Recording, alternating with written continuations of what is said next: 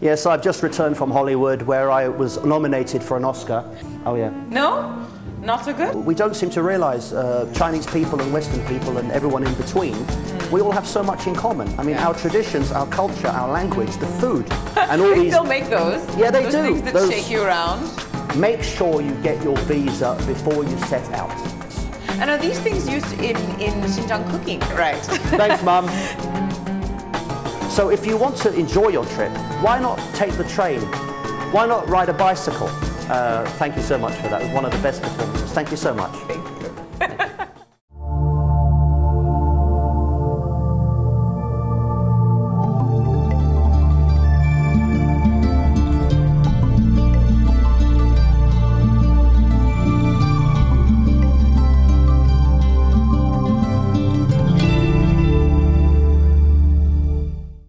Welcome to China Tales. I'm Roseanne Lake, here today with one of Britain's leading men, Paul Taylor. He's just back from the Oscars, is that it? Yes, I've just returned from Hollywood where I was nominated for an Oscar. You're a very well-seasoned traveler around China. You've been popping in and out since the 80s. That's correct, I have. But what about this last trip to Xinjiang? Well, the reason I decided to make this trip was I've always wanted to go on the Karakoram Highway, which is an amazing engineering feat which links China and Pakistan via some of the highest mountain passes in the world. It's the highest highway in the world. I believe it is. Yep. There are other very high roads in South America, for example, but it's one of the very highest. And I decided to go in March because a friend of mine in Pakistan was going to be married in April. And so I flew to Kashi, and I had a wonderful time there. It's an amazing city. It's got a lot of mosques and forts and other interesting things to see. Colors, spices. Absolutely, they've got a bazaar, and of course the people who live in that area in Kashgar, although there's a lot of Han Chinese, there's a great many Uyghurs who are the majority population, and they have a kind of Turkic appearance. They look like people might look in Eastern Turkey, and they wear hats. And some of them are very pale skins, you know, so they look somehow European, more European than I do, in fact. So it's very, very interesting. And the food, I mean, everyone seems to be... Yes. Oh, yeah. No? Not so good? No, the food is fantastic, but it's slightly limited at that time of year because, you know, Xinjiang is an area of... it's a meat-eating area. Yes. Vegetables are fairly scarce. People love meat, and when you walk down the street, everybody seems to be eating a shashlik or a kebab, like a yangrochun. If you go to Beijing and you have a yangrochun, you notice it's small. Yeah. But in Xinjiang, it's much bigger. It's very meaty. So I probably ate about 150 sheep during my trip. And you know, I think there's a shortage of sheep in Xinjiang after my visit. As a result of your visit? Yeah. Okay. And no vegetables, you weren't consuming? No, well, there are. I mean, Chinese restaurants have more vegetables. I mean, Xinjiang people do like vegetables, but they're surprisingly expensive, especially during the colder months. Sure. During the summer, tomatoes and other vegetables are freely available. The price drops, and I think a lot more vegetables are eaten. But at this time of year, it's mostly meat. Poyo, which is a traditional Uyghur speciality. This is a rice dish. It's like a basmati, a pillav rice, with small pieces of meat in it and kind of saffron type stuff. So it's a bit like an Indian basmati. To give some European examples, a paella, or a risotto. So it's very, very delicious, and that's a typical Xinjiang dish. This is just a wild guess, but maybe the paella and the risotto and this particular dish were recipes that somehow were made up along the Silk Road. I mean, well, this is true, but I think you know, we don't seem to realize Chinese people and Western people and everyone in between, we all have so much in common. I mean, our traditions, our culture, our language, the food.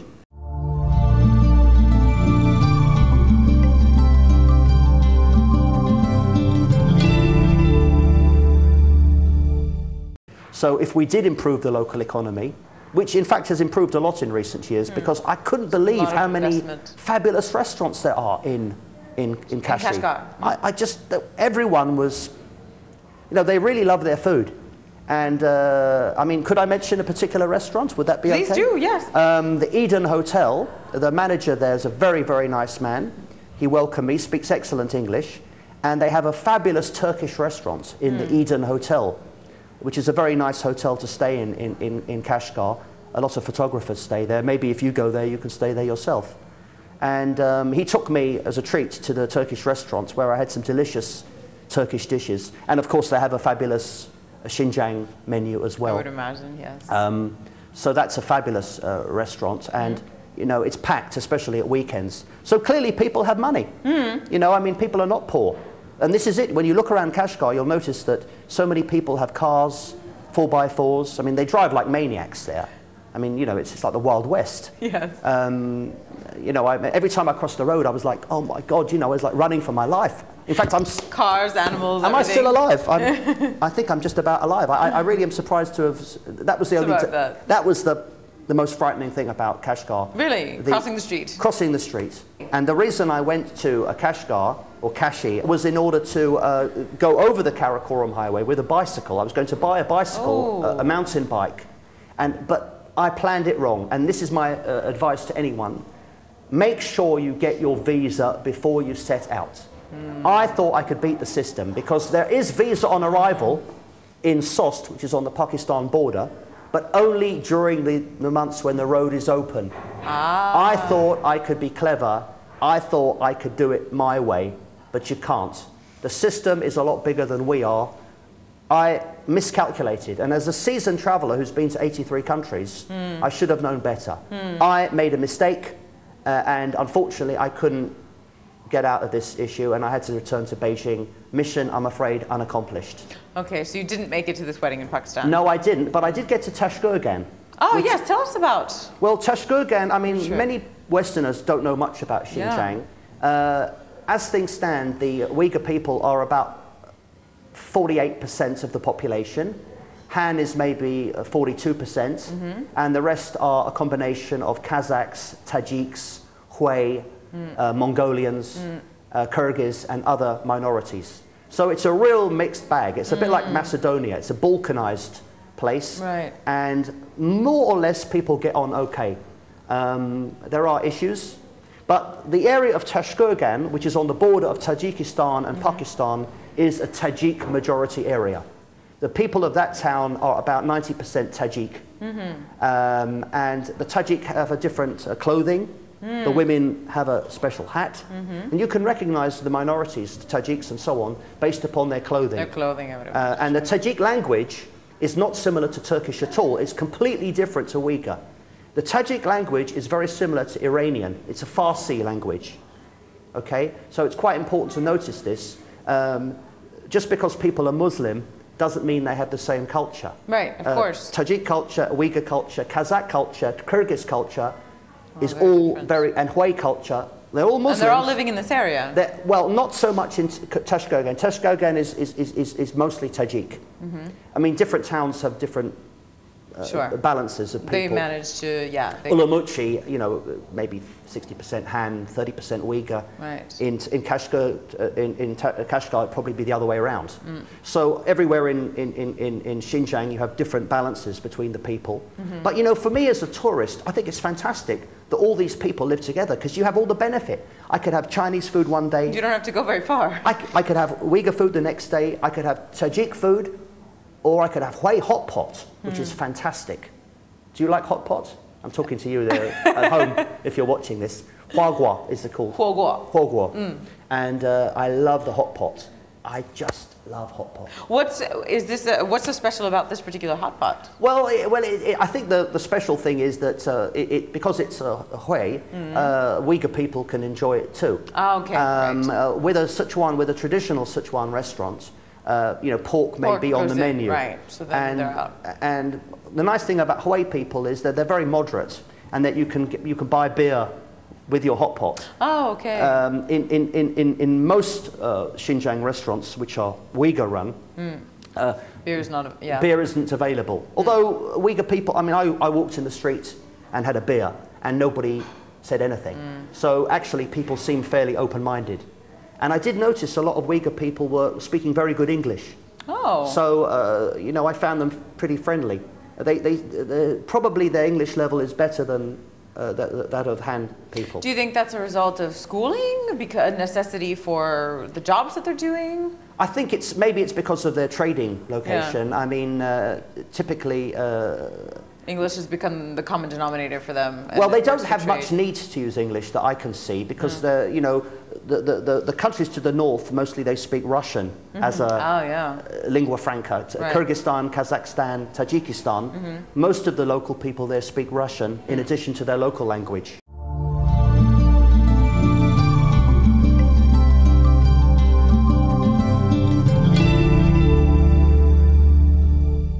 So this plan to ride along the highest highway in the world on a bike, where did this come about, and how successful were you in doing it? Well, you know, I really prefer, if I have a choice of a plane or a train, I take a train. And I do believe that a bicycle is the very best way to see a place. Yeah. I love riding my bicycle in Beijing. Xinjiang is not so bicycle friendly in the cities. Because of the cars that we discussed? Yes, in Urumqi, in a big city in Xinjiang, and also, of course, Beijing is very flat. Yes, Urumqi is not so flat. No, there's hills and stuff, and of course in the winter there's a lot of ice and snow. Right. Means riding a bicycle is problematic. So what's the best way to get around there? Taxis are very cheap. Taxis, I think the flagfall for a taxi in Xinjiang is about 6 yuan. Okay. So whereas here it's 10, yeah. and in Shanghai it's going to be 18 soon. Yes, it's getting quite pricey. Yeah. And once you're, I mean, what do you do once you're around there? I think few travelers, I mean, the common destinations in China are, you know, Dalian, Lijiang. When you're based in Beijing, these are the places you go. Xinjiang is maybe for the more adventurous, I think it's fair to say. I don't think it is for the more adventurous. I think it's just a bit far to reach. I mean, China is such an enormous country. Yeah. It's actually bigger than the United States. So obviously the logistics of getting there. But there is a convenient flight now from Beijing to Kashgar with a very short stopover in Urumqi. The stopover is just an hour. Okay. So you can travel an awful long way. You can leave at 9 a.m. And you can be in Kashgar, which is halfway to Europe, at 5 p.m. on the same day. That's quite nice, yes. To take a train would take you about 72 hours, including a stopover. You like taking trains, but perhaps I not do that like much. taking a train, but I also need to use my time wisely. And I think I paid for my flights to Kashgar about 1,400 yuan. Okay, so about $230 or so. Something like that, and I think it was money well spent. And how long did you stay in Kashgar? I spent about I spent about 2 weeks there because I needed to. I was trying to organize my onward trip. I mean, that included my trip to Tashkurgan. I took a pickup truck and I sat in the front seat, and it was pretty cheap. It was about 5 hours by pickup, and beautiful, beautiful scenery. This is how you got from Kashgar to Tashkurgan. To Tashkurgan, and you pass Karakul Mountain, Karakul Lake.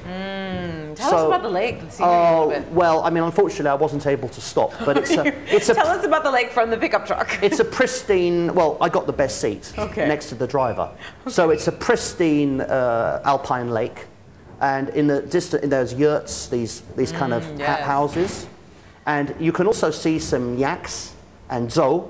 Zhou is like a mixture of a yak and a cow. Okay. And also an amazing thing from Xinjiang is the Bactrian camel.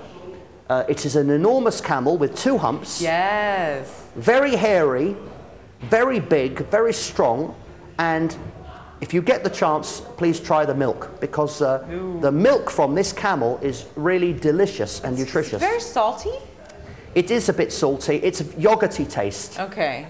If you like yogurt, and I do, because my mum's Greek, I love Greek yogurt, if you try that, I think you'll like the yogurt. I think you'll like this milk from a camel. People who like milk products will like camel milk. It's not a peculiar taste. It's just a kind of a yogurty taste. I think I've read that this particular camel, the Bactrian camel, only drinks salt water.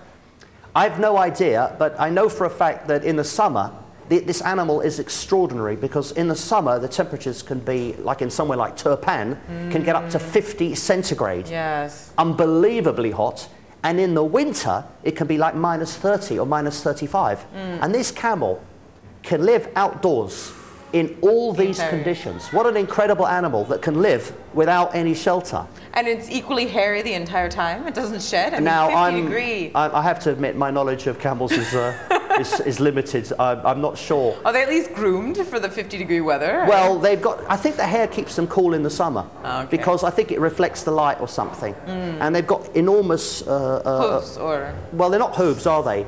They've got pads on their feet. Right. And when it gets very, they spread them out to make them so they don't sink into the sand. Ah, okay. But apart from anything else, I think that the Taklamakan Desert, the Taklamakan Desert is extremely, it's quite hard, it's very rocky. So they don't sink as easily. No, it's not like the Sahara.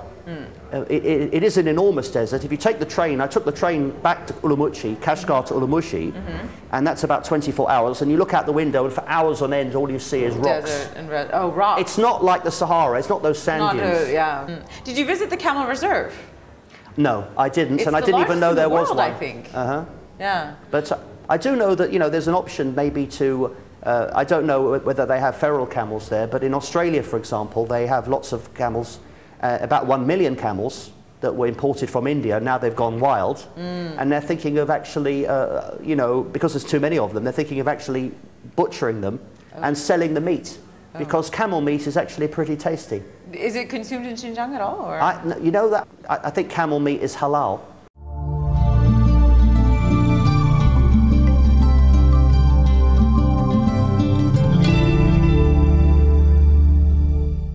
So 2 weeks in Kashgar, what else did you do aside from plan this trip? I mean, what can one do in Kashgar? Well, I made some local friends, and a lot of people wanted to practice their what English. are the locals like? Well, they're very keen to practice English. Okay. Where you met your friends who were eager to speak English. I'd like to hear Both, a bit about them. both in okay. Kash and Urumqi. In fact, there's a guy I'd like to say hello to now, if you don't mind. Go ahead. Almas. Almas was a local Uyghur businessman in Tajikistan, in Urumqi. Urumqi. He had a small shop selling health products. You know, those, Oh. for women to lose weight and stuff. And all They these. still make those? Yeah, they those do. Things that Those- shake you around? I mean, whether they work or not, I have no idea. Probably not. But he I was don't know. very, very nice man, and because I had a problem with my passport, I needed to get a visa.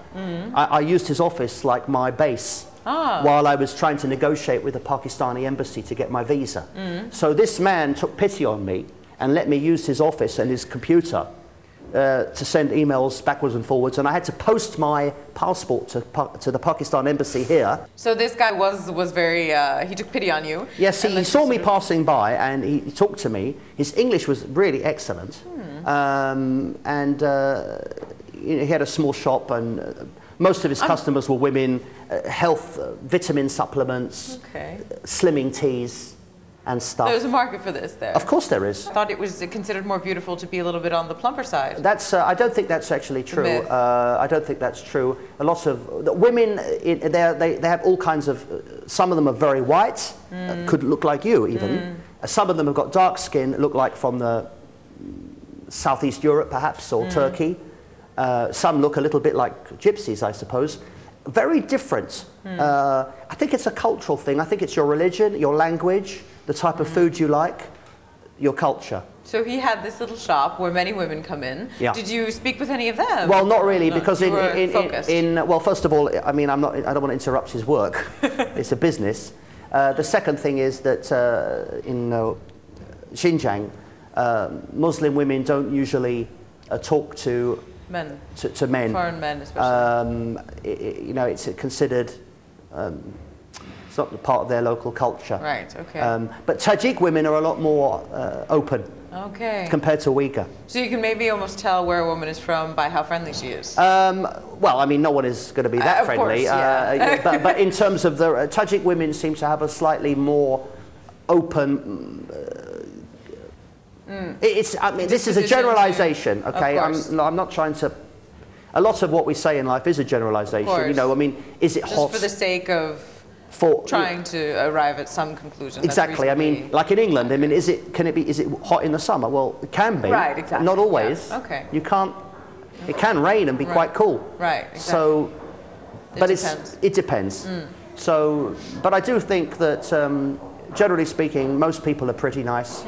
And did this gentleman tell you anything about his family? I mean, you see. Yes, he's about to get married, actually. He's going to be married this summer. He's got a beautiful fiancée. And right now, he's busy developing his website. So, Almas, if you're listening to this, thank you very much for your hospitality. You are a great ambassador for Xinjiang and for China, in fact. And also, I appreciate the fact he's got very moderate, sensible opinions about, you know, what's making going on in the world. And he recognizes these things. So he's a very sensible man. And also, another guy I'd like to say hello to Alim from the Eden Hotel and Restaurant in Kashgar. Alim, thank you very much for your hospitality. I really appreciate it. So he took you mainly around the Eden Hotel. Were there places around town that he recommended? I mean, I'm sure as someone in the tourism industry, he would have some good recommendations. Well, we went to some local restaurants. I mean, you know, he's a full-time manager of a hotel. Right. He's not on holiday. No, right. I went to the old part of town where the mosques are, and just walking in the marketplace, watching people eat the shashlik. If I'd come in the summer, also the raisins. That's another very nice thing. Raisins? The raisins. Xinjiang raisins are highly sought after. Oh. And if you try the raisins here in Beijing, they seem to be very dry. They are. But the raisins, I bought back raisins. Somebody asked me to bring back raisins, so I bought back raisins from Xinjiang. And they were nice and sweet and succulent. Nice and soft. This is true. The ones here are almost grainy. Yes. Yeah. These ones are... Why is it? I mean, is it all those grape trees? Well, I suppose or vines? Nearer the source. Yeah. I guess it's like beer. If you buy beer from the village, by the time if it's exported to the other side of the world, it's lost its flavour. Right. So it's like milk, fresh milk. It's a different, yeah. If you get fresh milk from a cow, it's going to taste a lot better than something that's been stuck in a supermarket for a week. Yeah. So I presume one of the reasons is, and also there's so many different kinds of raisins. You've got the yellow ones, the black ones, the green ones, different sizes. It's very confusing. Plums as well, maybe plums and prunes. Yes. Another thing I tried there was, and it's not actually a local product, but because they have a different taste, dates. Dates from Algeria. Absolutely. Dates. They were a big ones. Yeah. Oh, I got a big tray of dates for 30 yuan. I love dates. Do you like dates? Not as much as I like raisins, but... But these ones these are really big ones. The little dates you have in China are usually the ones used in a hot pot. Yes. Which are delicious too, but they're not dessert dates. These are dessert dates. Yeah, they're practically like candy. Yeah. Absolutely, and they're really full of nutrition. Of course, if you live in a place like a desert area, you have to... They're quite handy. Of course. Yeah. Because it's, And they're not going to go bad in the heat. They seem to last, but they still retain their freshness. And are these things used in Xinjiang cooking? Do you find a lot of raisins and dates? They do use raisins in the poyo. This is one of the dishes in the rice dish. Almost like a couscous, I guess, in that case. Yes, you can also have raisins also added in Italian food sometimes to like a risotto. Yes, they are used, and it makes sense because it's a local product. It's nutritious, it's local. And it keeps during the winter months. Of course. Whereas, melon, which is extremely famous in Xinjiang. The Hami melon. The melon, very famous. But Did you have any? Was it maybe not at that time season? of year? No, it's not the right time of year. But you can get them imported into the Hami melon, yeah. in the summer. Yeah. But clearly in the summer months, if you happen to be in Xinjiang, you can buy like really delicious melon for like 1 yuan a gin. Oh wow! So this is what you must do if you go there in the summer. And I do think it makes sense to go there in the summer. The days are longer. It's not so cold. It's still cool at night. You don't have to bundle up. Those sound like enough perks for me. You get the melons, you get the raisins, and you get to walk under the grape trellises, and also you get to see the mountains, because northern Xinjiang is a Kazakh area. The Kazakhs have like horse milk, and they live in these yurts. There's a forested area. It's a bit like Siberia. Right. Very beautiful area. I'm afraid I haven't been there, but from everything I've heard from other tourists and from guidebooks and from my own research, next time I go back to Xinjiang, I'm definitely going to go there as well.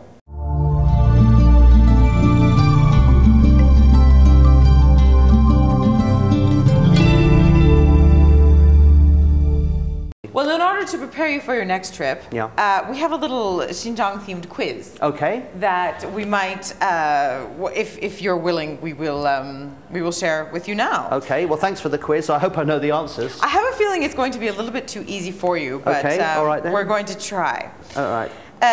Which of the following movies did not have at least a scene filmed in Xinjiang? Oh dear. Would you like a multiple choice? I don't think I'll know the answer to this, but you're more than welcome. It has to be a multiple choice because It doesn't have a scene from Xinjiang in it. Let me do this again. Yeah. Which of the following movies Yeah. did not have at least a scene filmed in Xinjiang? Okay. So your choices are The Kite Runner, Avatar, or Crouching Tiger, Hidden Dragon. I think it might be. I'm going to guess it's Avatar because I know that was filmed in another part of China. I think I was in those cast. Was it in Hubei or was it Yunnan? It was Yunnan. That was Hubei. Could be. There were those mountains that Yeah. were filmed. Yes. Okay, so I got that right, did Yes, you did get it right. Thanks, Mum. The Kite Runner was actually entirely filmed in Kashgar. Well, and it makes sense too because the scenery in that location will be rather similar to Afghanistan. Exactly.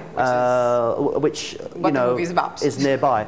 Yes. Let me see. And there was a scene from Crouching Tiger, Hidden Dragon filmed in the Karamay Ghost City in the north. Okay. Yeah, that's in the area I've just been mentioning, which is in the Kazakh area in the north. So that's where near the Russian border. A scene of Crouching Tiger, Hidden Dragon. Okay. Well, that was a little bit too easy for you. Well, let's try this one. Which tech billionaire spent a part of his honeymoon in Xinjiang? Oh, I'm going to get. Hang on a minute. No, I know, it can't be. Well, it wouldn't be a tech billionaire. Yeah. Well, I was going to say the guy from Facebook, but it's not him because he's not married. He's not married. But he is dating a Chinese woman. It wouldn't be.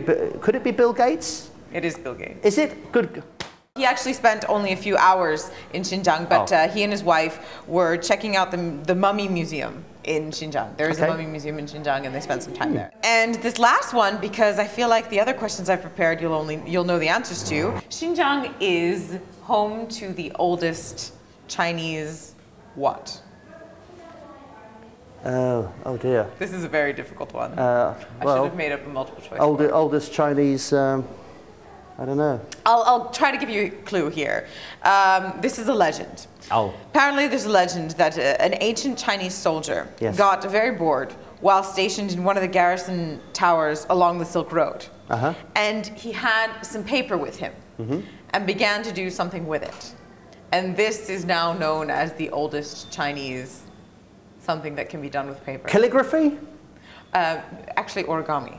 Oh, origami. Like a paper cutting. Oh, I always thought that it might be a Japanese art form, but a lot of things that we think I'm saying origami, but it's Chinese? the art of cutting and folding paper. Yeah. So paper cutting. It's a bit like tofu, you know. I mean, it's part of both cultures. Yeah. But perhaps maybe it was actually originally from China, but it's hard to say. Yeah. But anyway, thanks. So anyway, this tofu. is a bit of a legend. Okay. But his paper creation was found and dated back to the 5th or 6th century during the Southern and Northern dynasties. Okay. I'd be interested to know what the Chinese word for origami is. Like, obviously, it isn't origami, is it? I don't know it. Before we close up, do you have any other sort of golden nuggets of travel advice for Xinjiang? Well, I think obviously, like anything else, it's plan your trip, particularly the paperwork. Check out ways to get to places. To travel is better than to arrive. So if you want to enjoy your trip, why not take the train? Why not ride a bicycle? Or maybe hire a taxi and do it like that, or hire a car. You don't have to do it in the quickest way, because as you travel, you meet people. Of course. Sitting on a train, I love to sleep on a train. You're rocking around. I love that, and then you can have a beer, look out the window, look at the people, share an aguatao, and that's a beautiful way to travel. So that's part of your travel too. It's not just about getting as quickly as possible from A to B. Of course, it's the journey. The journey between A and B may be just as interesting as A and B. It may even... Or more interesting. Sometimes be more interesting. Unfortunately, sometimes that happens. Exactly, and I hope next time I get a chance to fulfill my dream on the Karakoram Highway. I'm going to do it sooner or later. Okay, well, best of luck. Thank you so much. Maybe we'll have you back to tell us more about the Karakoram Highway once you've realized that. Your Oscar-winning performance was absolutely fantastic. Thank you so much for that. It was one of the best performances. Thank you so much. Thank you. Well, that wraps it up for China Tales. I'm Roseanne Lake. Thanks for watching. We'll see you next time.